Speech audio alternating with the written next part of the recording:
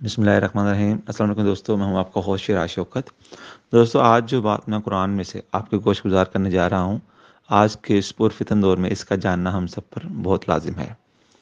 آج اگر کسی کے ساتھ کوئی برا کام ہو جاتا ہے یا اس کا کوئی نقصان ہو جاتا ہے تو وہ کہتا ہے کہ یہ اللہ نے کیا ہے۔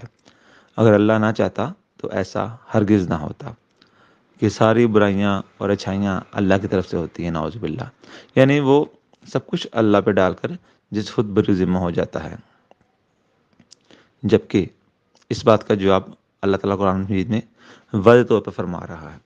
اللہ قرآن میں فرماتا ہے، سورۃ النساء آیت نمبر 79، ترجمہ: تمہیں جو کوئی اچھائی پہنچتی ہے تو وہ محض اللہ کی طرف سے ہوتی ہے، اور جو کوئی برائی پہنچتی ہے وہ تمہارے اپنے سبب ہوتی ہے۔